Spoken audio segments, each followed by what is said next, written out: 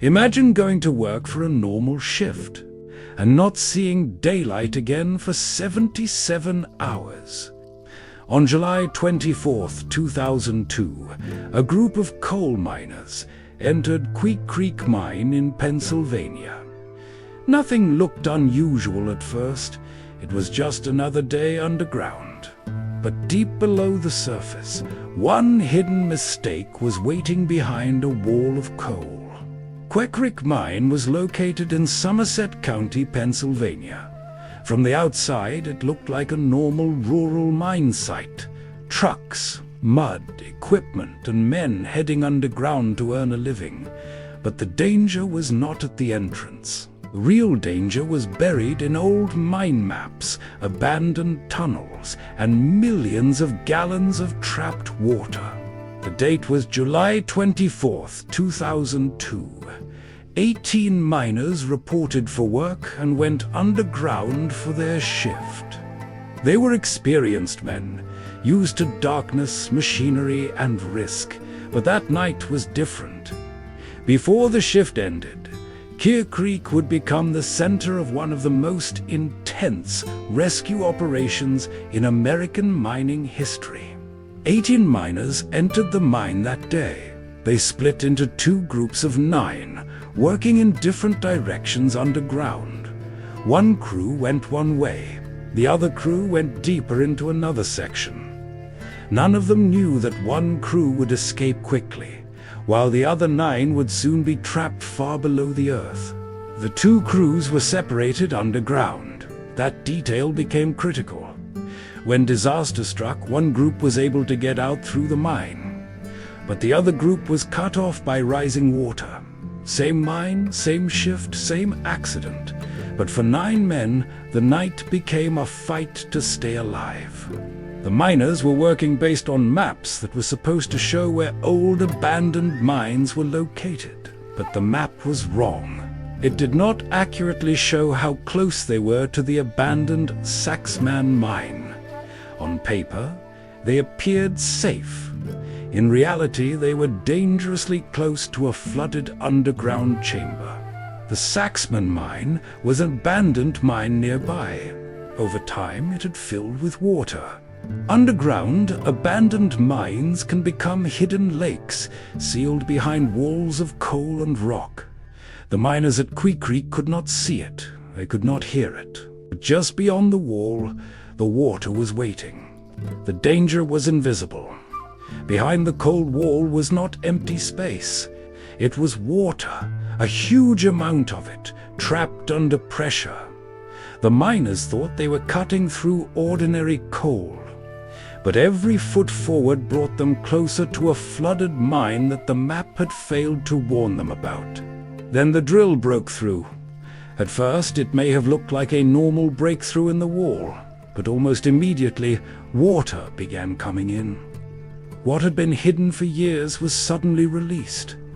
The miners had drilled into the abandoned, flooded mine, and there was no way to put that water back. Water rushed into Quecreek Mine with terrifying force. It moved through the tunnels faster than anyone could control. Tools, rails, and passageways began disappearing under muddy water. The mine was no longer just dark. It was becoming a flooded trap, and the men had only minutes to react. The miners ran. The underground, running, is not like running outside. The tunnels are narrow, low, wet, and full of equipment. Every second mattered. The water was coming behind them, cutting off routes and filling the mine. One wrong decision could mean being trapped where no one could reach them. One crew of 9 managed to escape. They made it out through the mine entrance and warned everyone that the other crew was missing. That moment changed everything. This was no longer just a flood inside a mine. It was a rescue emergency, and 9 men were still somewhere underground. The second crew was trapped. They could not return the way they came because the water had blocked the tunnels. Their only chance was to move to higher ground inside the mine and wait. But waiting underground is not peaceful. It means darkness, cold water, bad air, and no guarantee that anyone can find you. The trapped miners were around 240 feet below the surface. That distance made everything harder. Rescuers could not simply walk down and pull them out. They had to locate them in from above, drill through the earth, and avoid missing them by even a small distance. Underground, the men were surrounded by cold darkness. Their clothes were soaked, their helmet lights were limited. They had little food, no easy escape, and no clear idea what was happening above them.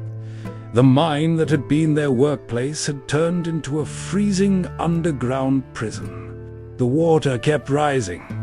It pushed the miners into a smaller and smaller air pocket.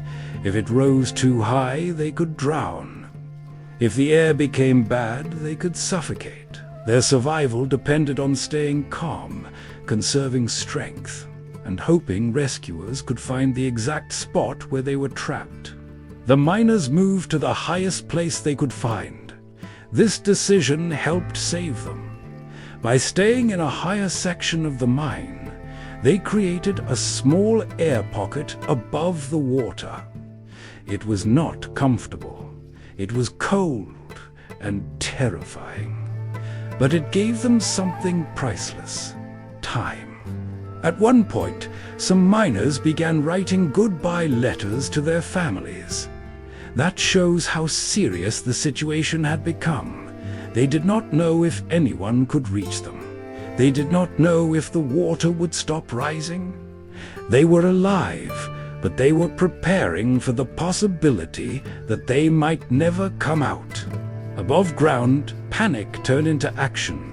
Mine officials, rescue teams, engineers, state workers, and federal mine safety experts rushed to the site. Families arrived and waited for news. Everyone knew the same thing. If the trapped miners were still alive, there was no time to waste. The rescue effort moved to a nearby farm field known as Dormal Farm. This field became the center of the operation because rescuers believed it might be above the trapped miners. Heavy drilling equipment, trucks, pumps, and lights filled the area. A quiet farm became a race against death. Rescuers used maps, calculations, and GPS equipment to estimate the miners' location. This was extremely difficult. The men were underground. The maps had already failed once, and a few feet of error could mean drilling into the wrong place. Finding them was the first miracle the rescuers needed. Crews began drilling a smaller hole first. This was not the escape hole. It was a test and ventilation hole, used to reach the trapped area and send air down if they found the right place. Everyone waited for one question. Would the drill reach the miners, or would it hit empty rock and water? Then, rescuers heard tapping. The miners below were banging on the pipe in a pattern. 9 taps. That signal suggested all 9 men were still alive. It was not the end of the rescue, but it changed the mood instantly. For the first time, rescuers had proof that someone was alive below. When the signal came back, hope exploded across the rescue site. The men were alive, but hope did not mean safety. They were still trapped underground, surrounded by cold water and bad air. The rescue team now had to keep them alive long enough to drill a hole big enough to bring them out. Through the borehole, rescuers pumped air down to the trapped miners. This was critical. The air helped keep pressure in the pocket and reduced the risk of suffocation. It also gave the miners a psychological boost. It meant the world above had found them and was fighting to keep them alive. Massive pumps roared day and night, pulling water out of the mine. Every gallon mattered. The water had to be controlled so the trapped miners would not lose their air pocket. The rescue was not just drilling. It was engineering, pumping, calculating, and reacting to a mine that kept changing. A much larger drill was brought in to create the rescue hole.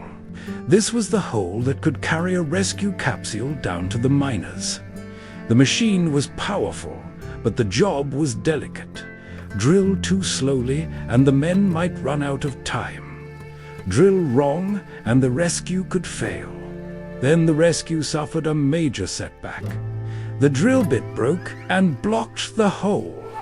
For rescuers above, it was a nightmare.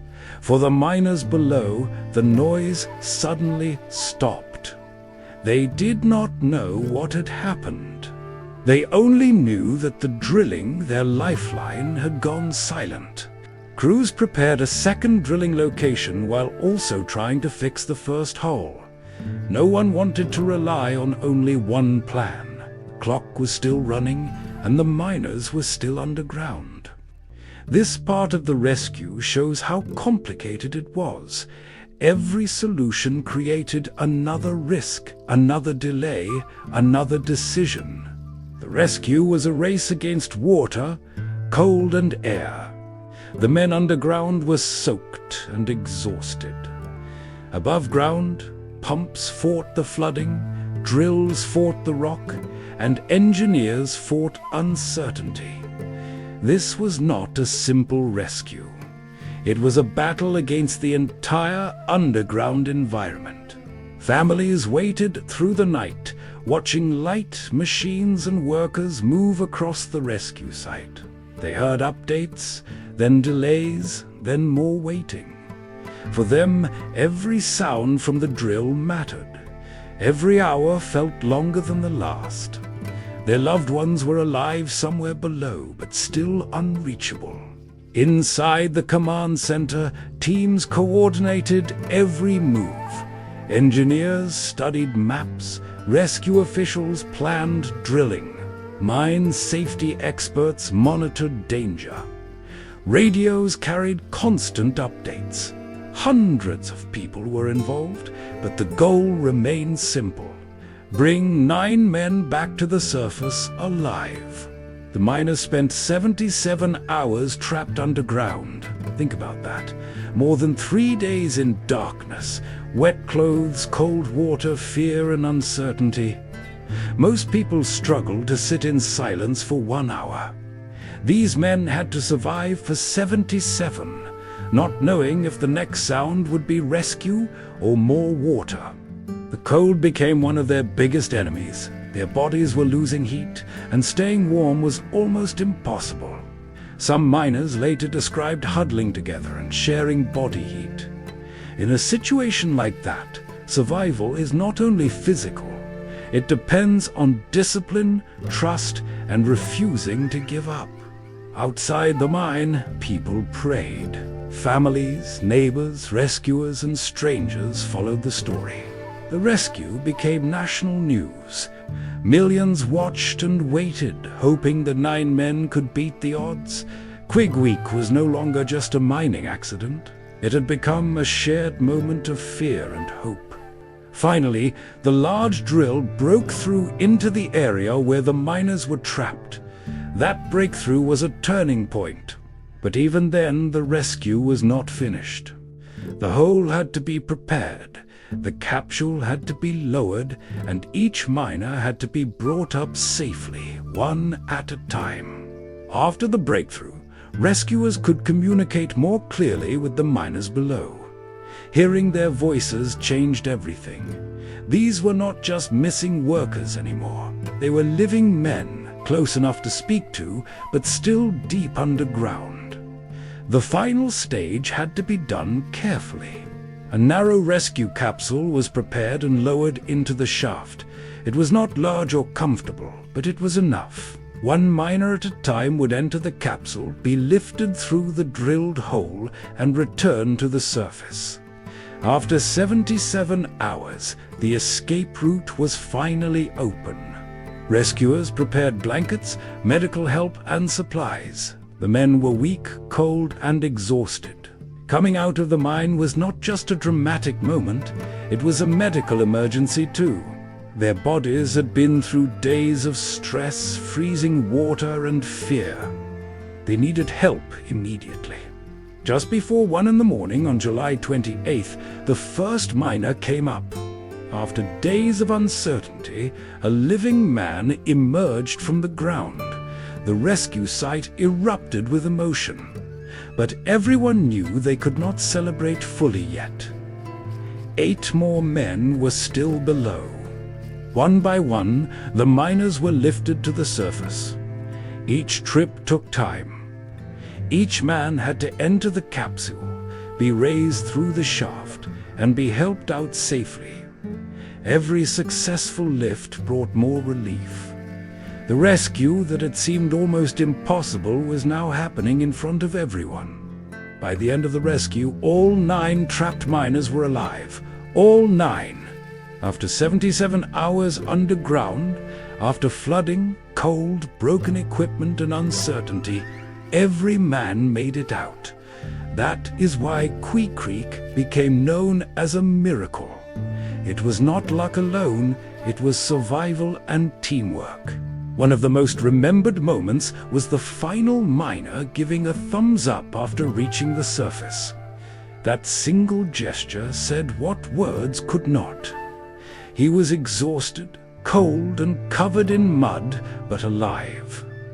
For the families and rescuers, it was the moment they had waited for. The miners were taken for medical checks after the rescue. They had survived extreme conditions, but they needed treatment, warmth, rest, and monitoring. The story did not end the moment they came out of the shaft. Their bodies and minds had been pushed far beyond normal limits. Investigators later focused on the map error. The miners had drilled into an abandoned mine that was not shown correctly on the available maps. That mistake nearly killed 9 men. Quecreek became a warning about old mine maps, abandoned workings, and how dangerous underground water can be. The investigation showed that abandoned mines are a serious threat to active mining. If old workings are not mapped correctly, miners can unknowingly dig into water, gas, or unstable ground. After Quecreek, mine safety officials pushed harder for better map records and stronger protection against inundation hazards. Today, the Quecreek Rescue Site is remembered as a place of survival.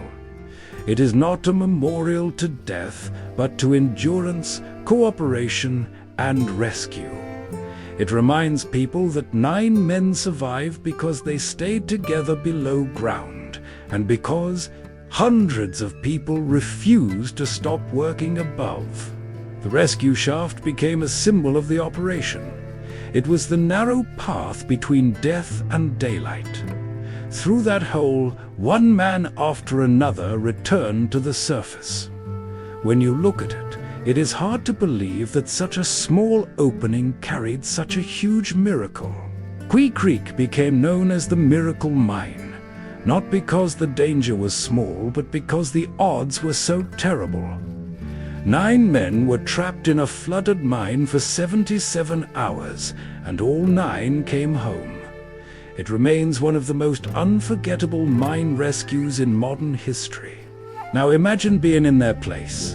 No sunlight, no dry clothes, cold water rising around you. No guarantee that the drill above will reach you in time. Would you stay calm for 77 hours underground? Or would the darkness break you before rescue ever arrived?